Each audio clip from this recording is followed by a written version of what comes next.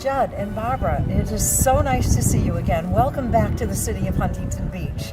We have a remarkable day today. We're sitting here at this beautiful 5th and PCH, and your marvelous artwork stands in the wind so solidly and beautifully. Please tell us how this came about. What was your vision? How did this start? The project's been up for over 10 years now, and the process that led to its being built was probably 5 years, so it goes back a little bit. And CIM was the original developers, and there was a requirement from the city that there be a public art plan, and they hired an art consultant, Mark Pally, who set up a competition and invited a number of artists, maybe 50 or more, to apply for the project. And in the end, Barbara and I won, and so we began to develop the plan.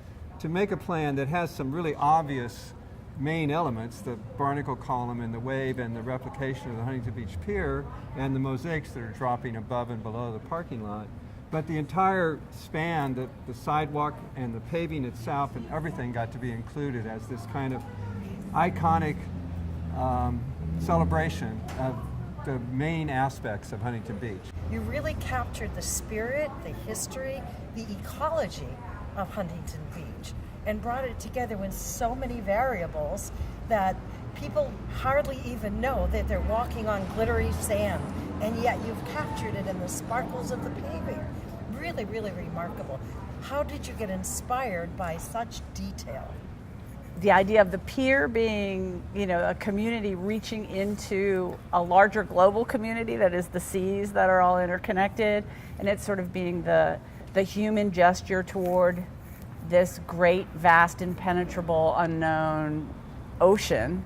Yet it is this really strong community as embodied by, a metaphor is for the community are the barnacles, because they cling to the pier, the man-made element, the pier as depicted in the bridge behind us, and what they all have in common is that they are formed by tides and waves, and so in an odd way, the environment shapes the community as much as the community shapes the environment. Here we have the Shorebreak Hotel has this second floor terrace, so when you're standing up there, which is a public space, you can look out and see the Huntington Beach Pier, so you see immediately how, like, you might not notice that this is an exact one-to-one replication of the facade of the Huntington Beach Pier.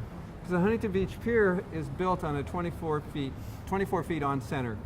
That's its plan. It turns out it's 28 feet from here to here, so this is 24 feet on center.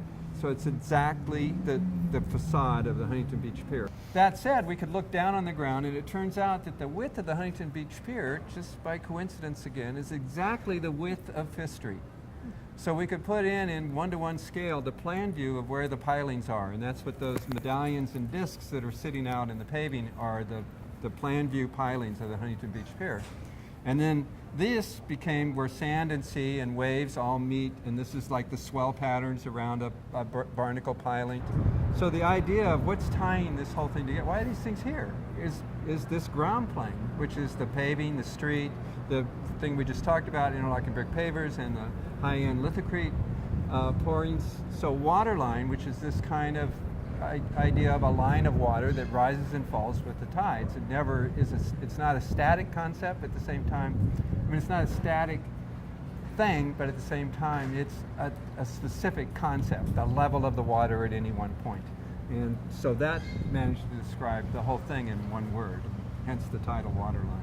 So I think it's really exciting for our local community to have a chance to come down here and see this wonderful installation through the eyes of a visitor, when they can become tourists in their own city through the adventure of public art. What a wonderful experience for all of us. Thank you so much.